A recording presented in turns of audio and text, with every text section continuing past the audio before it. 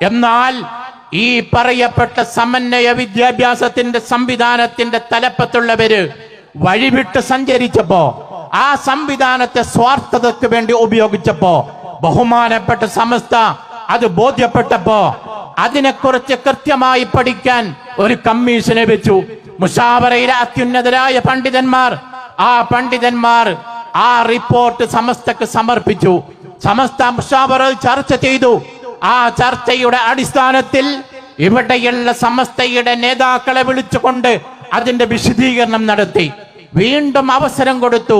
തിരുത്താൻ ഒരുക്കമുണ്ടെങ്കിൽ അവസരമുണ്ടെന്ന് വീണ്ടും വീണ്ടും അതിന്റെ നേതൃത്വത്തെ അറിയിച്ചു. പക്ഷെ തിരുത്താൻ തയ്യാറായില്ല. ആ ഒരു സാഹചര്യത്തിലാണ് ബഹുമാനപ്പെട്ട സമസ്ത കൃത്യമായൊരു നിലപാട് പറയുന്നത്. CIC-യുമായി ഞങ്ങൾക്ക് ബന്ധമില്ല, നിങ്ങൾക്ക് നിങ്ങളുടെ വഴിക്ക് പോകാം, സമസ്തയുടെ ഭാഗമാണ് എന്ന് നിങ്ങൾ പറയരുത്. പ്രിയപ്പെട്ടവരെ, എവിടെയാണ് അനീതിയുള്ളത്? എവിടെയാണ് അനീതി സമസ്തയുടെ ഭാഗത്ത് നിന്ന് പ്രകടമായത്? ന്യായമല്ലേ ഇത്? നമ്മൾ വളർത്തിക്കൊണ്ടുവന്നൊരു സംവിധാനം, നമ്മൾ വലുതാക്കിയ ഒരു പ്രസ്ഥാനം, ആ പ്രസ്ഥാനത്തിന്റെ കടിഞ്ഞാൺ ചില ആളുടെ കയ്യിൽ കൊടുത്തപ്പോ അവരത് വഴിവിട്ട് സഞ്ചരിച്ചു എന്ന് ബോധ്യപ്പെട്ടപ്പോ പിരിച്ചുവിടുന്നതിന് പകരം നിങ്ങൾ നന്നാവണം, തിരുത്തണമെന്ന് ആവശ്യപ്പെട്ടു എന്നതാണോ സമസ്ത ചെയ്ത തെറ്റ്?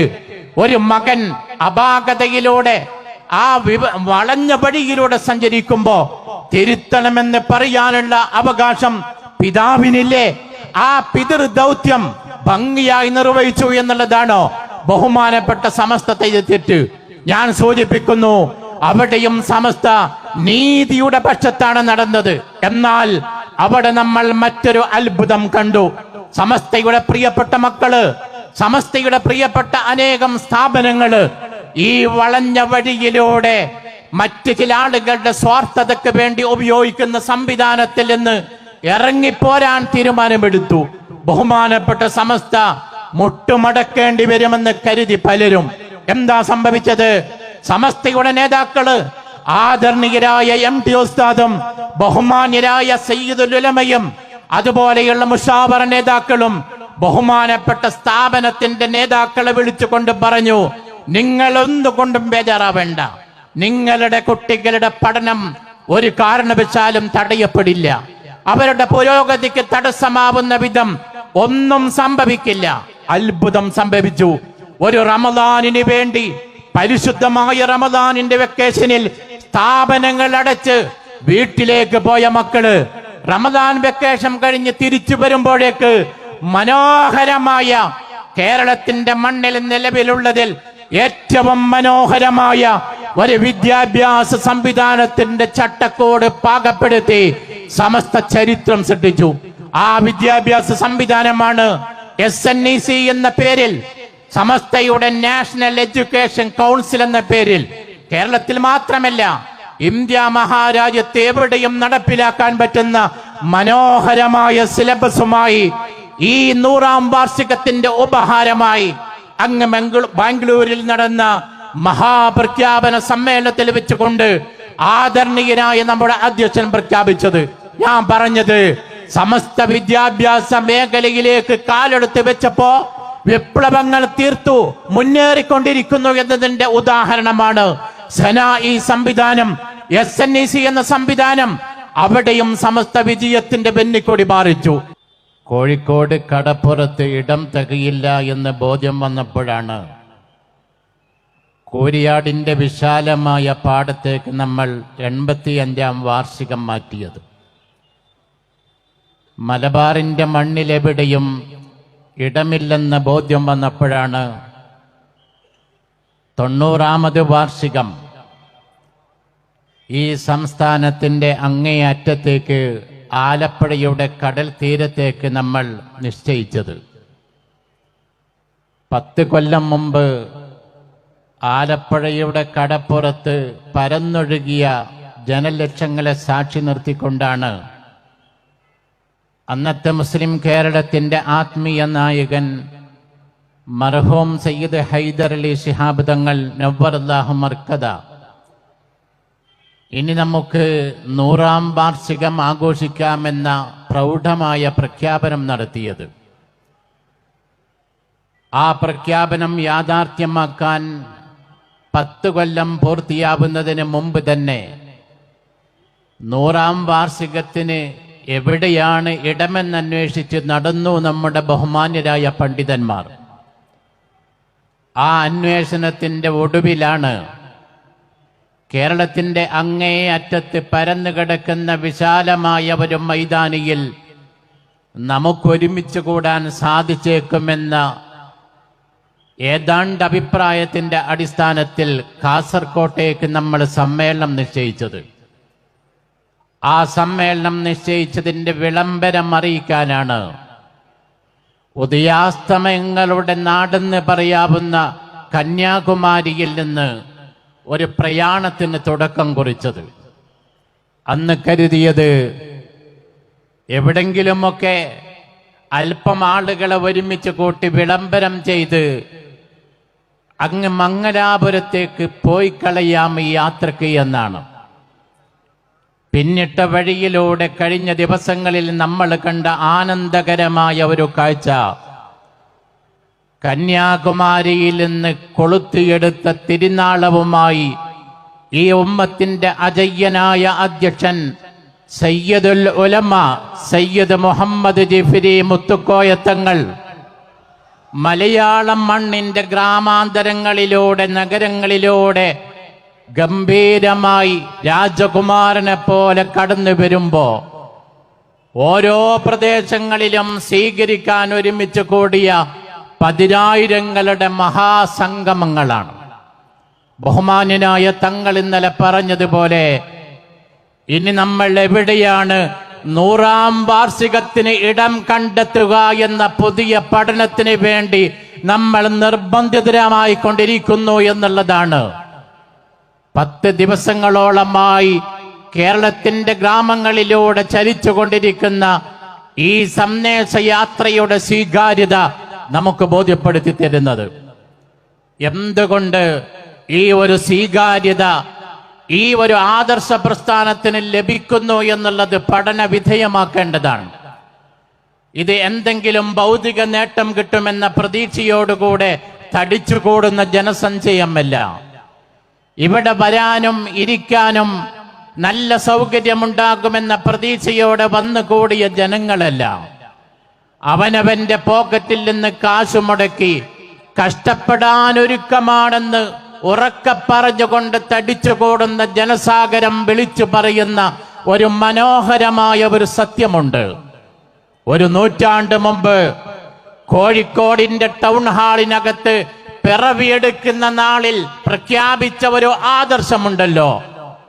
ആദർശത്തിന് നേരെ കത്തിവെക്കാൻ കടന്നു വരുന്ന ഏത് ശക്തികളെയും ശക്തമായി പ്രതിരോധിക്കാൻ മഹാനായ സയ്യിദുൽ ഉലമയുടെ പിന്നിൽ ഈ മലയാളക്കരയിലെ ആദർശബോധമുള്ള മുസ്ലിം ഉമ്മത്ത് ജാഗ്രതയോടെ കാത്തുകിടക്കുന്നു എന്നുള്ള സന്ദേശമാണ് ഈ ജാഥയ്ക്ക് നൽകുന്ന സ്വീകരണത്തിലെ ജനസഞ്ചയം ലോകത്തോട് വിളിച്ചു പറയുന്നത്. എന്തുകൊണ്ട് ഈ ആദർശം പ്രസക്തമാവുന്നു? ബഹുമാനപ്പെട്ട സമസ്തയുടെ ഒരു നൂറ്റാണ്ട് കാലത്തെ ചരിത്രമെടുത്ത് പഠിക്കണം നമ്മള്. അഭിമന്യരായ ആദരണീയരായ മുശാവറയിലെ ബഹുമാന്യ വ്യക്തിത്വങ്ങൾ ആധികാരികമായി സമസ്ത എന്തിന് നിലകൊള്ളുന്നു എന്ന് നമ്മളെ പഠിപ്പിച്ചു കഴിഞ്ഞു. സമസ്ത നിലകൊള്ളുന്നത് ഭൗതികമായ ലാഭത്തിന് വേണ്ടിയല്ല, ഭൗതികമായ ലക്ഷ്യത്തിന് വേണ്ടിയല്ല. സമസ്ത നിലകൊള്ളുന്നത് ഈ ഉമ്മത്തിന്റെ ഈമാന് കാവൽ നിൽക്കാനാണ്. ഈമാൻ കൊത്തിയെടുക്കാൻ ഏതാനും ചില നാട്ടുപ്രമാണിമാർ കൂടിയിരുന്ന് കണ്ടെത്തിയ ഐക്യസംഘത്തിന്റെ ലേബലിൽ കടന്നു വന്ന വിധൈകളെ പ്രതിരോധിക്കുക എന്നതായിരുന്നു സമസ്തയുടെ രൂപീകരണത്തിലേക്ക് കൊണ്ടെത്തിച്ച സംഗമത്തിന്റെ തുടക്കം. ആ കാലഘട്ടം നിസ്സാരമായ കാലഘട്ടമല്ല. ഇന്ത്യ ഉൾപ്പെടെയുള്ള ലോകത്തെ വലിയ രാജ്യങ്ങൾ, ബഹുഭൂരിഭാഗം രാജ്യങ്ങൾ ലോകത്തെ വൻശക്തികളുടെ കീഴിൽ അടിമത്തത്തിന്റെ മുഖം പേറിക്കൊണ്ട് വല്ലാതെ കഷ്ടപ്പെട്ടുകൊണ്ടിരിക്കുന്ന കാലമാണ്. മലബാറിന്റെ മണ്ണിൽ മാപ്പിളമാരെ തെരഞ്ഞു പിടിച്ചുകൊണ്ട് നാട് കടത്തുകയും തൂക്കിക്കൊല്ലുകയും ചെയ്യാൻ ഇവിടത്തെ ഏകാധിപതികളായ ഭരണാധികാരികൾ ഒരു വൈമനസ്യവുമില്ലാതെ പ്രവർത്തിച്ചു കൊണ്ടിരിക്കുന്ന കാലമാണ്. ഒരു ഭാഗത്ത് ബ്രിട്ടീഷ് ആധിപത്യം ഇന്ത്യയെ വല്ലാതെ ദ്രോഹിച്ചു കൊണ്ടിരിക്കുന്ന ഘട്ടം, മറ്റൊരു ഭാഗത്ത് ഇതുപോലെയുള്ള വൻശക്തികൾ ലോക മുസ്ലിമീങ്ങളെ വേട്ടയാടിക്കൊണ്ടിരിക്കുന്ന ഘട്ടം. ഈ ഒരു ആപൽ ഘട്ടത്തിലാണ് ഇവിടെയുള്ള മുസ്ലിം ഉമ്മത്തിന്റെ ഈമാൻ കവർന്നെടുക്കാനുള്ള വ്യാമോഹവുമായി കൊണ്ട് നജ്ദിയൻ ചിന്താഗതി മലയാളക്കരയിലേക്ക് കൂടി വ്യാപിക്കുന്നത്. അവിടെയാണ് സമസ്ത പിറവിയെടുക്കുന്നത്.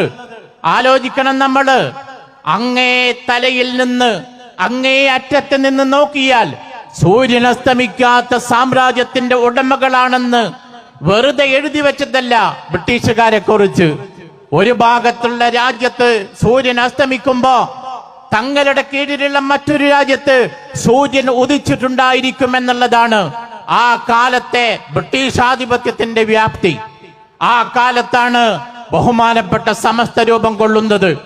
സമസ്തയുടെ ഏറ്റവും പ്രധാനപ്പെട്ട ലക്ഷ്യമായി ഭരണഘടനയിൽ എഴുതി വെച്ച ഏറ്റവും പ്രധാനപ്പെട്ട 2 ഘടകങ്ങളുണ്ട്.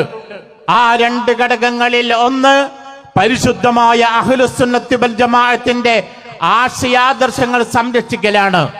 ആശയാദർശങ്ങൾ സംരക്ഷിക്കുന്നതോടൊപ്പം പരിശുദ്ധമായ അഹ്ലുസുന്നക്കെതിരെ വരുന്ന സകല ശക്തികളോടും ശക്തമായി പ്രതിരോധം തീർക്കലാണ് ഉദ്ദേശ ലക്ഷ്യങ്ങളിലെ ഏറ്റവും പ്രധാനപ്പെട്ടത്. അഭിമാനകരമായൊരു കാര്യം പറയട്ടെ, ഒരു നൂറ്റാണ്ട് പൂർത്തിയാവാൻ നാളുകൾ ബാക്കിയുള്ളപ്പോഴും നൂറ്റാണ്ട് മുമ്പ് എഴുതി വെച്ച ഭരണഘടനയിൽ ഒരു തിരുത്തലും വരുത്തേണ്ടി വന്നിട്ടില്ല സമസ്തക്ക് എന്നുള്ളതാണ്. സമസ്തയുടെ ആധികാരികത സമസ്ത ദീനാണ്, സമസ്ത പരിശുദ്ധമായ ഇസ്ലാമാണ് എന്ന് പറയാൻ കാരണം ആ ഒരു ആദർശത്തിന്റെ ഏറ്റവും വലിയ കാവലാളുകളായി കഴിഞ്ഞുകൂടി നമ്മളൊരു നൂറ്റാണ്ട് കാലം. എന്നാൽ അതിനിടയിൽ സമസ്തയെ നോവിക്കാൻ, സമസ്തയെ ഇല്ലായ്മ ചെയ്യാൻ, സമസ്തയെ നിഷ്പ്രഭമാക്കാൻ പലരും രംഗത്ത് വന്നിട്ടുണ്ട്. ഇന്നും ഇന്നലെയും തുടങ്ങിയതല്ല, നൂറ്റാണ്ട് മുമ്പ് തുടങ്ങിയിട്ടുണ്ടത്, എത്രയോ വർഷങ്ങൾക്ക് മുമ്പ് തുടങ്ങിയിട്ടുണ്ട്. ഈ രാജ്യത്തിന്റെ ഭരണാധികാരികൾ മുസ്ലിം ഉമ്മത്തിനെ നോമിക്കാൻ വന്നിട്ടുണ്ട്. ഈ രാജ്യത്തെ ഭരണാധികാരികളെ, ഈ രാജ്യത്തിലെ മുസ്ലിമീങ്ങളെ നോവിക്കാൻ വന്നപ്പോഴും സമസ്ത ശക്തമായി പ്രതിരോധം തീർത്തിട്ടുണ്ട്. പലരും ഇവിടെ പ്രചരിപ്പിക്കുന്നത് പോലെ ജിഫ്രി തങ്ങൾ നേതൃത്വത്തിൽ വന്നപ്പോൾ പുതിയ പ്രവണതകൾ ഉണ്ടായിട്ടില്ല. 1926 സമസ്ത ഉണ്ടാകുന്നു. 1928 2 വർഷമേ പൂർത്തിയായിട്ടുള്ളൂ. 2ാമത്തെ വർഷം ബഹുമാനപ്പെട്ട സമസ്തയുടെ മുശാവറ യോഗം ചേരുന്നു. ആ യോഗത്തിനൊരു പ്രമേയം പാസാക്കുന്നു. ആ പ്രമേയം ഇവിടെയുള്ള ഭരണകൂടത്തോടാണ് വളരെ പ്രധാനപ്പെട്ട ഒരു കാര്യം ആവശ്യപ്പെടുന്നത്. എന്താണ് ആവശ്യം? ഇവിടെയുള്ള മുസ്ലിമീങ്ങൾ ഉൾപ്പെടെ നികുതി കൊടുത്താണ് ഇവിടെ പാർക്കുന്നത്. ഈ രാജ്യത്തവർക്കും നീതി കിട്ടണം. ഇവിടെയുള്ള മേഖലകളിൽ, വിവിധങ്ങളായ മേഖലകളിൽ അർഹമായ അവകാശം അവർക്ക് ലഭ്യമാവണം. ബഹുമാനപ്പെട്ട സമസ്ത അന്നത്തെ കേന്ദ്രം ഭരിക്കുന്ന ബ്രിട്ടീഷ് ഗവൺമെന്റിനോട് ആവശ്യപ്പെട്ടത്, അന്നത്തെ ബ്രിട്ടീഷ് ഗവൺമെന്റിന്റെ അതിന്റെ പ്രതിനിധികളായിരുന്ന ഡിസ്ട്രിക്ട് ബോർഡിനോട് ആവശ്യപ്പെട്ടത്, താനൂരിൽ അന്ന് ഇസ്ലാഹുൽ ഉലൂം അറബി കോളേജ് ഉണ്ട്, കിതാബോധി പാർക്കുന്ന മുത്തഅല്ലിമീങ്ങളുണ്ട്. ആ മുത്തഅല്ലിമീങ്ങൾ മതം പഠിക്കുന്നുണ്ട്. മതം പഠിച്ചു വളരുന്ന ഇസ്ലാഹുൽ ഉലൂം അറബി കോളേജിലെ മുത്തഅല്ലിമീങ്ങൾക്ക് മതപഠനത്തോടൊപ്പം ഭൗതികം പഠിക്കണം. പലരും പറയുന്നുണ്ടല്ലോ, ഞങ്ങളാണ് സമന്വയ വിദ്യാഭ്യാസത്തിന്റെ കണ്ടുപിടുത്തക്കാരെന്ന്. സമന്വയ വിദ്യാഭ്യാസം ഞങ്ങളിലൂടെയാണ് ഉണ്ടായത് എന്ന് അവകാശം ഉന്നയിക്കുന്ന ആളുകളുണ്ടല്ലോ, അവർ ചരിത്രം പഠിക്കണം. 1928 എന്ന് പറയുന്നത് ഇന്ത്യ സ്വാതന്ത്ര്യമാകുന്നതിന്റെ 19 കൊല്ലം മുമ്പാണ്. ഇവിടെയുള്ള ഈ സംവിധാനങ്ങളൊന്നും നിലവിൽ വരുന്നതിന് മുമ്പാണ്.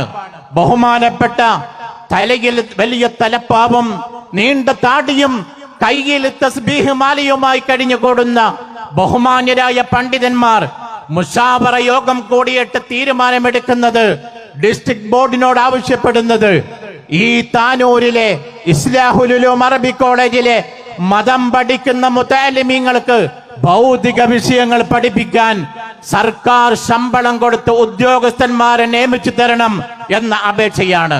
എന്ന് പറഞ്ഞാൽ ഇന്നത്തെ കേരള ഗവൺമെന്റിനോടോ കഴിഞ്ഞ കാലത്തെ ഗവൺമെന്റുകളോടോ സർക്കാർ ആവശ്യപ്പെടുന്നത് പോലെ ഏതാണ്ട് 2 കൊല്ലം പൂർത്തിയായ സന്ദർഭത്തിൽ തന്നെ ബഹുമാനപ്പെട്ട സമസ്ത അവകാശങ്ങൾ നേടിയെടുക്കാനുള്ള പോരാട്ടങ്ങൾക്ക് തുടക്കം കുറിച്ചിരുന്നു എന്നുള്ളത് സമസ്തയുടെ ചരിത്രത്തിൽ നമുക്ക് വായിക്കാൻ കഴിയും. എന്നാൽ അതിന്റെ പേരിൽ ഏതെങ്കിലും ഭരണാധികാരികളുടെ അടിമത്തം ഏറ്റുവാങ്ങാൻ സമസ്ത തയ്യാറായിട്ടില്ല. 1930 ശാരദ ആക്ട് ഇന്ത്യ ഗവൺമെന്റ് പ്രഖ്യാപിക്കുന്നത്. ഇവിടെയുള്ള മുസ്ലിമീങ്ങളുടെ വിവാഹ സങ്കല്പങ്ങളിൽ പോലും പ്രയാസങ്ങൾ സൃഷ്ടിക്കുന്ന ഒരു വലിയ കൊടും ചതിയായിരുന്നു ആ ആക്ടിലൂടെ ഇന്ത്യ ഗവൺമെന്റ് ഇവിടെ നടപ്പിലാക്കാൻ തീരുമാനിച്ചത്. 1930 ബഹുമാനപ്പെട്ട സമസ്ത രൂപീകരിച്ചിട്ട് 4 കൊല്ലമേ ആയിട്ടുള്ളൂ.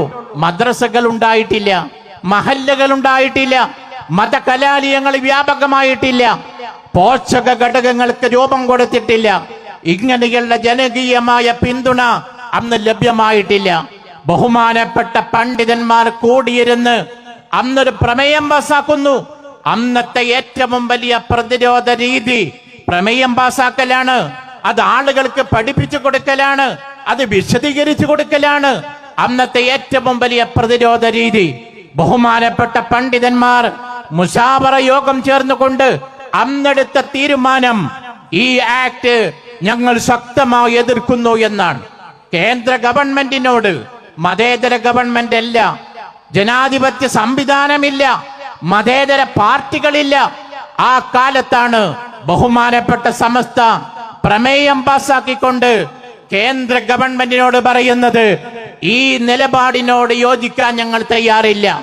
2 കൊല്ലം മുമ്പ് അവകാശം ചോദിച്ച അതേ ഗവൺമെന്റിനോട് പിന്നീട് 2 കൊല്ലം കഴിഞ്ഞപ്പോ നിങ്ങളുടെ നിലപാടിനെ ഞങ്ങൾ പ്രതിഷേധിക്കുന്നു എന്ന് പറഞ്ഞ ഭരണകൂടത്തിൽ നിന്ന് നല്ലത് ചോദിച്ചു വാങ്ങാനും എതിർക്കേണ്ടത് എതിർക്കാനും അന്നു മുതൽ തുടക്കം കുറിച്ച പാരമ്പര്യമാണ് ബഹുമാനപ്പെട്ട സമസ്തയുടെ പാരമ്പര്യം.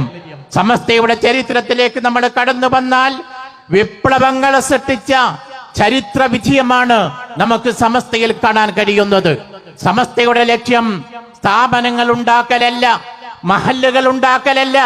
ഞാൻ ആദ്യമായി സൂചിപ്പിച്ചു, അതൊക്കെയും അനുബന്ധമായ ലക്ഷ്യങ്ങളാണ്. പ്രധാനപ്പെട്ട ലക്ഷ്യം ആദർശത്തിന്റെ സംരക്ഷണമാണ്. 21 കൊല്ലം ബഹുമാനപ്പെട്ട സമസ്ത ആ ദൗത്യം നിർവഹിച്ചു. 1926 രൂപീകരിച്ച് 1947 ഇന്ത്യ രാജ്യം സ്വാതന്ത്ര്യമായി. ആ ദൗത്യവുമായി സമസ്ത മുന്നോട്ട് പോയി. ഇന്ത്യ സ്വാതന്ത്ര്യമായപ്പോ ഇന്ത്യയിലെ മുസ്ലിമീങ്ങള്, മലയാളക്കരയിലെ മുസ്ലിമീങ്ങള് ഏറ്റവും വലിയ ഒരു വെല്ലുവിളി നേരിട്ടു. ആ വെല്ലുവിളി പ്രാഥമിക മതപഠനത്തിനുള്ള സർക്കാർ കലാലയങ്ങളിലെ പരിമിതമായ സൗകര്യം എടുക്കപ്പെട്ടു പോയി എന്നുള്ളതാണ്. ആ ഒരു പ്രതിസന്ധിയെ ബഹുമാന്യരായ പണ്ഡിതന്മാർ ദീർഘവേഷണത്തോടെ നോക്കിക്കണ്ടു. 1951 അങ്ങ് വടകരയിൽ നടന്ന സമസ്തയുടെ മഹാസമ്മേളനത്തിൽ വെച്ചുകൊണ്ട് ഏറ്റവും പ്രധാനപ്പെട്ട ഒരു തീരുമാനത്തിലേക്ക് സമസ്ത എത്തി. ആ തീരുമാനമാണ് മദ്രസ വിദ്യാഭ്യാസത്തിലേക്ക് സമസ്ത തുടക്കം കുറിച്ചത്. 1951 വിദ്യാഭ്യാസ ബോർഡിന് രൂപം കൊടുത്തു. നമ്മൾ ആലോചിക്കണം, കോടികൾ പരന്നൊഴുകിയ തഹിയ്യ ഫണ്ട് പോലെയുള്ള സംവിധാനം വന്നില്ല.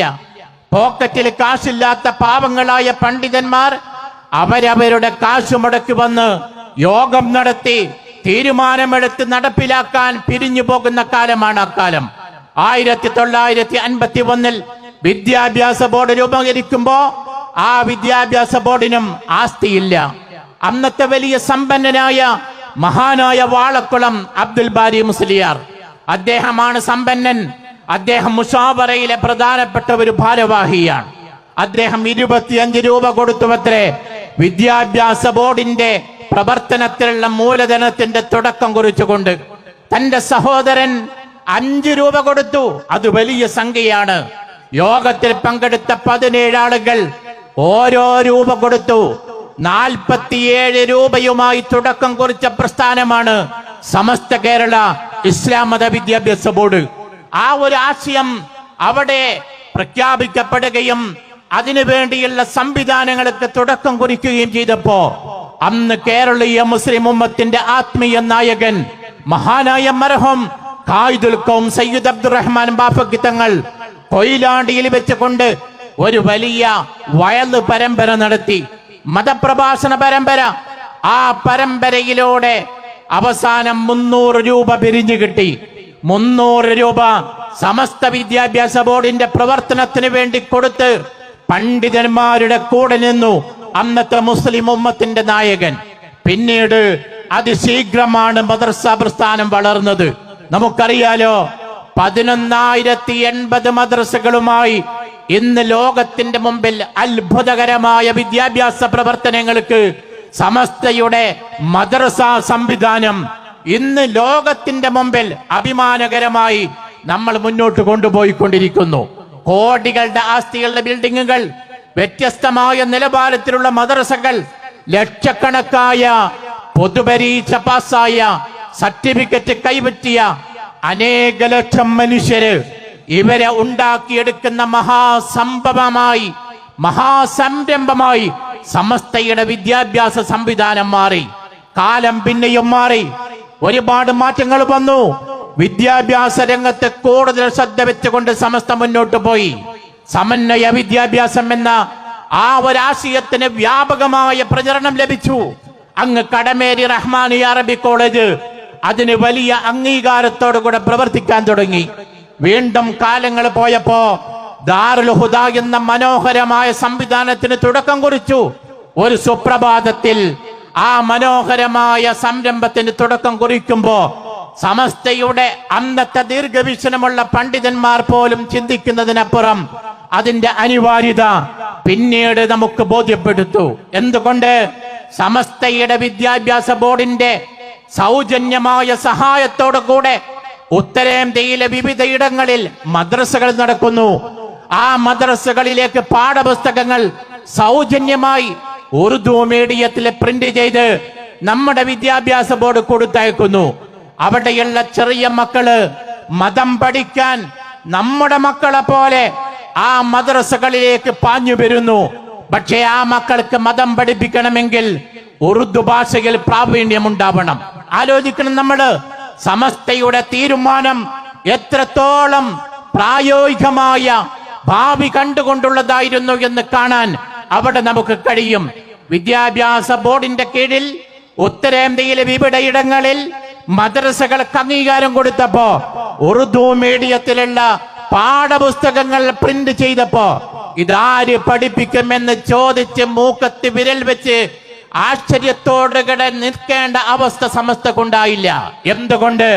ഉറുദു പ്രാവീണ്യമുള്ള പണ്ഡിതന്മാരെ അപ്പോഴേക്കും സമസ്ത ഈ രംഗത്തേക്ക് പ്രാപ്തമാക്കി പുറത്തിറക്കി കഴിഞ്ഞിരുന്നു. അതിന് നേതൃത്വം കൊടുത്തത് ദാറുൽ ഹുദയാണ്. ആ ദാറുൽ ഹുദയിലൂടെ അനേക വിദ്യാർത്ഥികളെ സ്വന്തം ചെലവിൽ അവരുടെ യാതൊരു ബാധ്യതയും വഹിക്കാതെ അവരെ വളർത്തിക്കൊണ്ടുവന്നു സമസ്ത. വീണ്ടും കാലം മുന്നോട്ട് പോയി.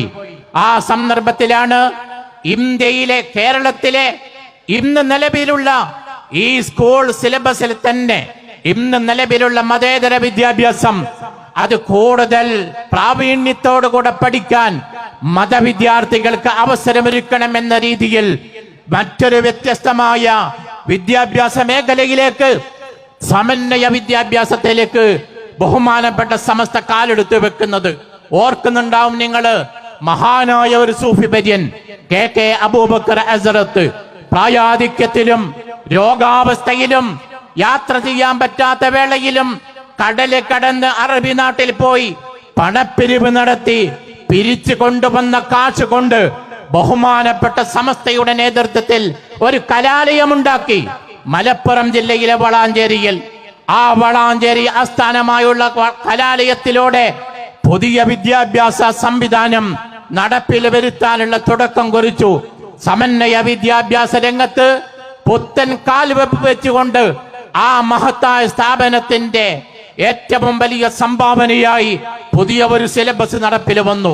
സമസ്ത കൂടെ നിന്ന് അതിനുവേണ്ടി പണപ്പിരിവ് നടത്തി. സമസ്തയുടെ പണ്ഡിതന്മാർ അവരുടെ നിയന്ത്രണത്തിലുള്ള സ്ഥാപനങ്ങൾ അതിനുവേണ്ടി ഒഴിഞ്ഞുകൊടുത്തു. സമസ്തയുടെ ഉമറാക്കൾ അവരവരുടെ നാടുകളിൽ സ്വന്തം ചെലവിൽ കെട്ടിടങ്ങൾ ഉണ്ടാക്കിയിട്ട് ആ സിലബസിലുള്ള സ്ഥാപനങ്ങൾ തുടങ്ങാൻ സന്തോഷത്തോടുകൂടെ സമസ്തയോട് ആവശ്യപ്പെട്ടു. നാട് നീടെ വളർന്ന് പന്തലിച്ചു. അതിൽ നിന്ന് പണ്ഡിത ബിരുദധാരികൾ, ആ ബിരുദം നേടിയ പണ്ഡിതന്മാർക്ക് സർട്ടിഫിക്കറ്റ് കൊടുക്കാൻ ബഹുമാനപ്പെട്ട സമസ്തയുടെ കീഴിലുള്ള സുന്നി യുവജന സംഘത്തിന്റെ കുറ്റിപ്പുറത്തെ മഹാസമ്മേളനത്തിലേക്ക് ആ പണ്ഡിതന്മാരെ സമസ്ത വിളിച്ചു കൊണ്ടുപോയി. എന്താണ് അതിനർത്ഥം? ഇത് നമ്മുടേതാണ്, ഇത് വളർത്തിയത് നമ്മളാണ്, ഇത് ഉണ്ടാക്കിയത് നമ്മളാണ്, ഇതിനു വേണ്ടി പണിയെടുത്തത് നമ്മളാണ്. വിശ്വസ്തരായ ചില ആളുകളെ അതിന്റെ ഉന്നതമായ സ്ഥാനങ്ങളിൽ ഏൽപ്പിച്ചുകൊണ്ട് ഭംഗിയായി നടത്തണമെന്ന് ഏൽപ്പിച്ചു. പക്ഷേ വിശ്വസ്തയോടുകൂടെ ഏൽപ്പിച്ച ആളുകൾ വിശ്വാസവഞ്ചന കാണിച്ചു എന്നുള്ളത് അല്പം വൈകി ബഹുമാനപ്പെട്ട സമസ്തക്ക് ബോധ്യപ്പെട്ടു. ആ സന്ദർഭത്തിൽ അവരെ വിളിച്ചുകൊണ്ട് സമസ്ത പറഞ്ഞു, അങ്ങനെ പോകരുത്, അത് അപകടമാണ്, ഇത് സമസ്തയുടെ സംവിധാനമാണ്. അവർ തയ്യാറായില്ല, പിന്തിരിയാൻ അവർ തയ്യാറായില്ല. ആ സന്ദർഭത്തിലാണ് ബഹുമാനപ്പെട്ട സമസ്തയുടെ മുഷാവറ.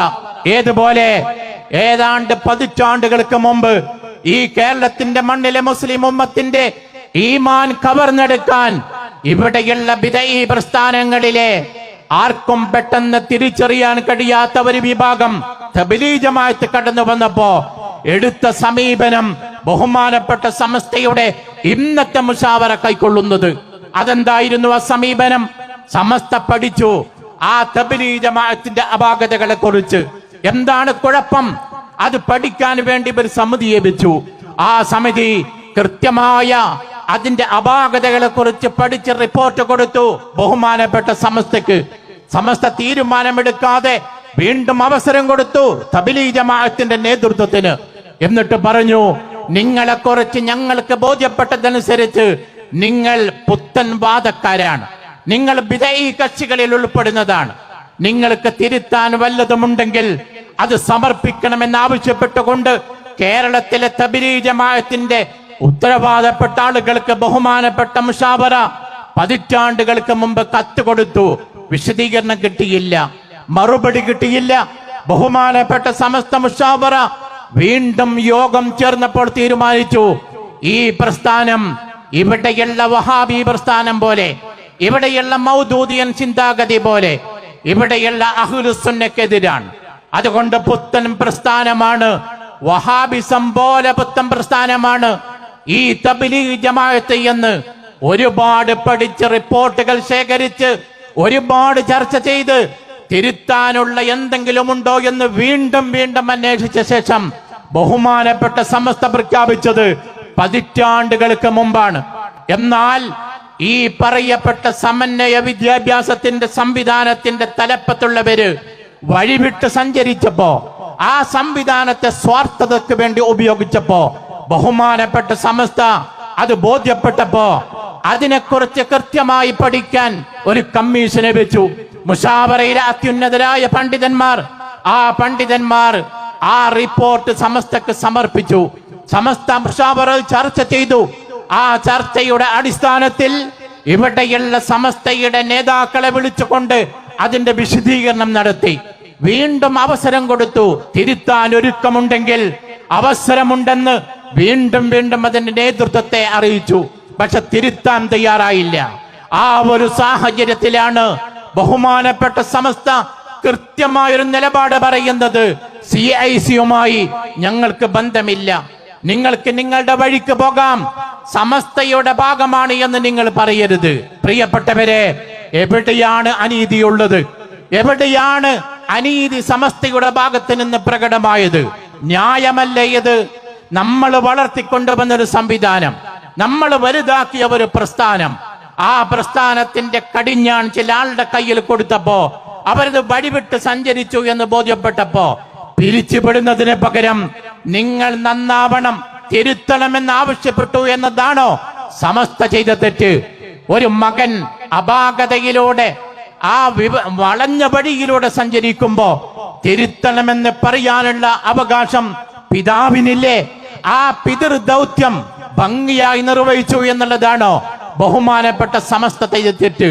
ഞാൻ സൂചിപ്പിക്കുന്നു, അവിടെയും സമസ്ത നീതിയുടെ പക്ഷത്താണ് നടന്നത്.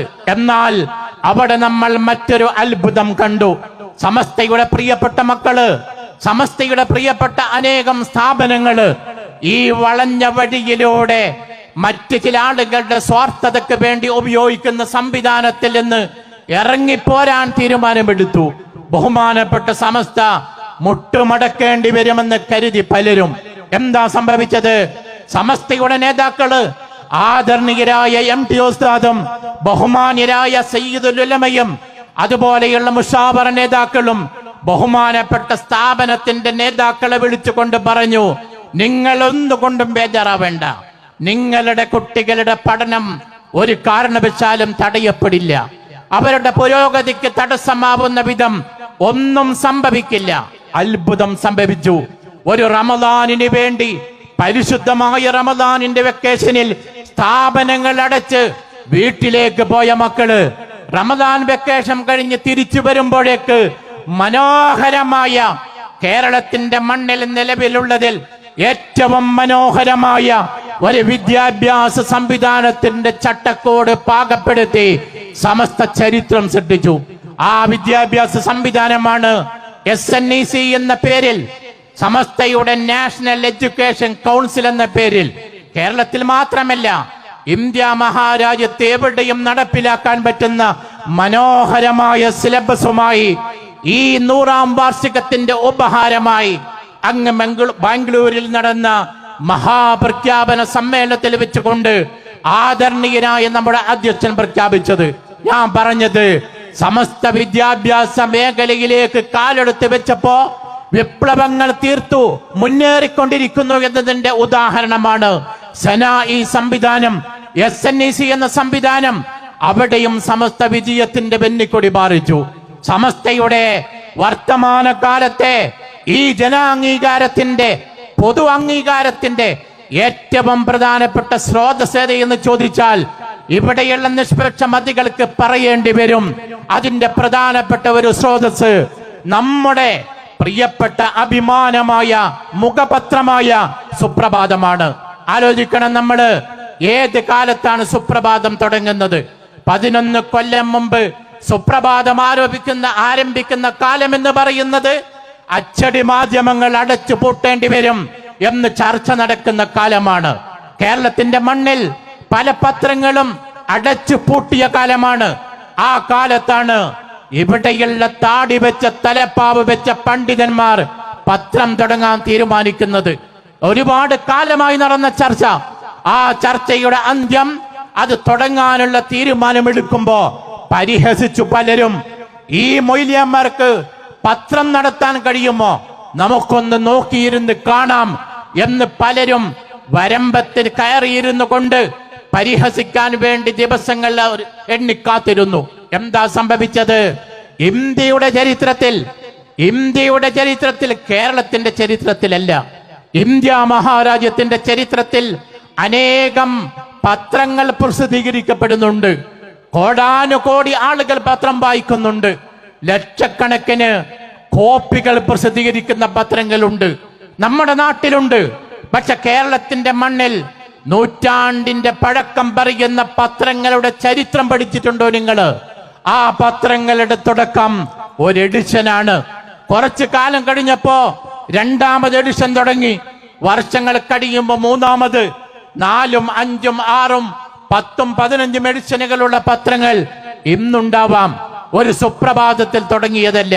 പക്ഷെ അത്ഭുതം സംഭവിച്ചു. ഇന്ത്യയില് അച്ചടി മാധ്യമങ്ങൾ അടച്ചു പൂട്ടണം എന്ന് കരുതി കാത്തിരുന്ന ഒരു സമൂഹത്തിന്റെ മുമ്പില് 6 എഡിഷനുകൾ ഒരുമിച്ച് തുടങ്ങിക്കൊണ്ട് ഈ കേരളത്തിന്റെ മണ്ണിൽ, ഇന്ത്യയുടെ മണ്ണിൽ സുപ്രഭാതം എന്ന പത്രം യാഥാർത്ഥ്യമാക്കിക്കൊണ്ട് സമസ്ത കേരള ജംഇയ്യത്തുൽ ഉലമ വിപ്ലവം സൃഷ്ടിച്ചു. ഒരു കൊല്ലത്തെ ആയുസ് പ്രവചിച്ചവര് 1 കൊല്ലം പൂർത്തിയാകുമ്പോ നമുക്ക് കാണാൻ കഴിഞ്ഞത് 7ാമത് എഡിഷൻ കൂടി തുടങ്ങിക്കൊണ്ട് ചരിത്രത്തിൽ അത്ഭുതം കാണിക്കുന്നതാണ്.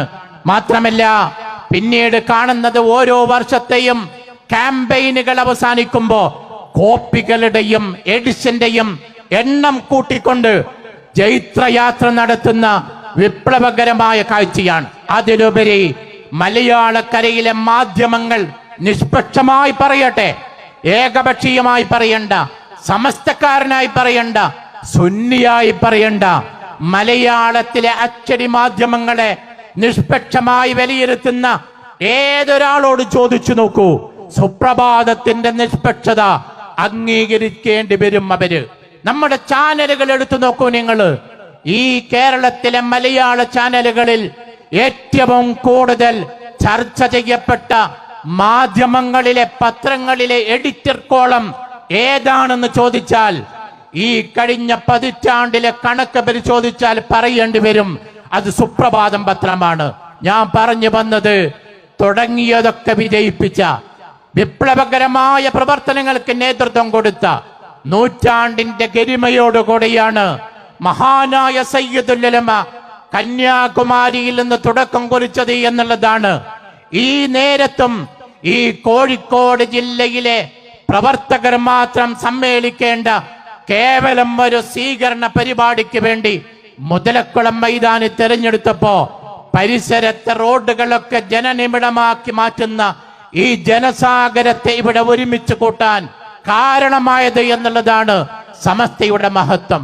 അതുകൊണ്ട് ഈ ആദർശം വിശുദ്ധമായ ആദർശമാണ്. സമസ്ത പറയുന്നത് നീതിയുടെ പക്ഷത്ത് നിന്നാണ്. ആരെയും നോവിക്കാനോ ആരെയും എതിർക്കാനോ അല്ല. ഞങ്ങളുടെ ആദർശം ഇതാണെന്ന് പറഞ്ഞ് ഇതിലേക്ക് വരുന്നവർക്ക് ഇടം കൊടുക്കാൻ ഇവിടെയുള്ള സകല രാഷ്ട്രീയ കക്ഷികളും അവാന്തര വിഭാഗങ്ങളും ഇതര മതസ്ഥരും അതിലെതിർക്കരുതേ എന്ന വിനയാന്വിതമായ ആവശ്യം മാത്രമാണ് സമസ്തക്ക് പറയാനുള്ളത്. ഈ ആദർശം അജയ്യമാണ്. ഈ ആദർശത്തെ ഉയർത്തിപ്പിടിച്ചുകൊണ്ടുള്ള ഈ സംഘ സംവിധാനം ഇൻഷാ അല്ലാഹ് അന്ത്യനാള് വരെ മലയാളക്കരയിൽ നിലനിൽക്കും. ആ കൂട്ടായ്മയിൽ ഈ പരന്നൊഴുകിയ ജനസാഗരമുണ്ടാകും. ആ കൂട്ടത്തിലൂടെ സഞ്ചരിച്ച് ആക്കിബത്ത് നന്നായി മരിക്കാൻ അള്ളാഹു നമുക്ക് തൗഫീക്ക് നൽകട്ടെ.